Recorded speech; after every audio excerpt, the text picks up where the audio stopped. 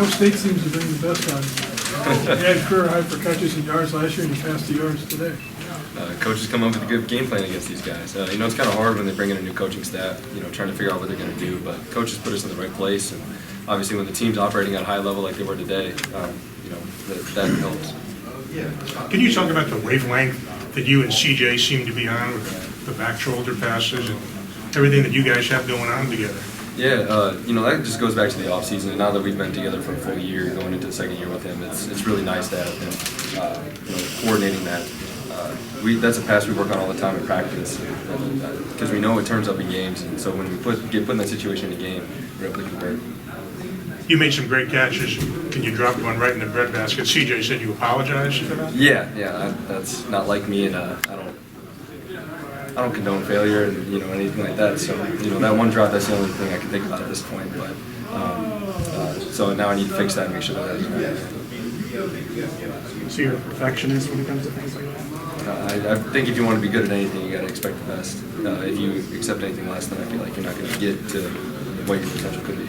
So is that overshadowing you? I mean, you got like seven passes, 129 yards, but that drop is what's on your mind right now? Yeah, I left a few of them out there. You know, and now I need to work on making sure that I don't leave those kind of plays out there because we stalled the drive and we weren't able to move the ball on that particular drive. So I need to fix those when we come back next week. Going through the mind when the reverse was called in the huddle. I was happy. You know, it's not often I get to run the football, and Sean put it on a string. It was really easy for me to catch. I think CJ got in somebody's way, and then Ike did his job on the outside. So we had a lot of good working parts, and it came together. Matt, what do you think you're able to do this year as a wide receiver that maybe you weren't able to do a year ago? Just kind of knowing defense is a lot easier. You know, now that I've seen looks and been in there for a year, it's a lot easier to tell you know, what they're rotating to and things like that, what kind of coverage I'm seeing, and then be able to use that to my advantage. Was there a play that helped you with today? As far as like a specific play? Yeah, was there a play that helped you with today? A few different looks. I don't know if there was a specific play. I think over the course of a ball game, you know, just having that experience, again, having a full year under my belt, being able to recognize different things so I know if I need to, you know, block the safety or block the linebacker, things like that can help as well. On the 12-yard TD pass, when that ball leaves CJ's hand, you know you got to go get it, right?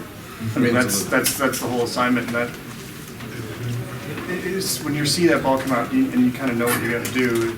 Is it hard to kind of do the, you know, the physical math there and go get that? I mean, that's, again, we work on stuff like that in practice so that hopefully nothing in the game surprises us. Obviously, we don't get that exact look in practice, but knowing that I got to go get it, it's something different than something we work on in practice too. I imagine all the things that CJ's been able to do on the field that we've seen, we can't see the nuance, what he does behind the scenes, what he does in the huddle, what he does calling the line of scrimmage. I mean, how much more of his game is in the small details that have helped you guys score 12 touchdowns in 2 games?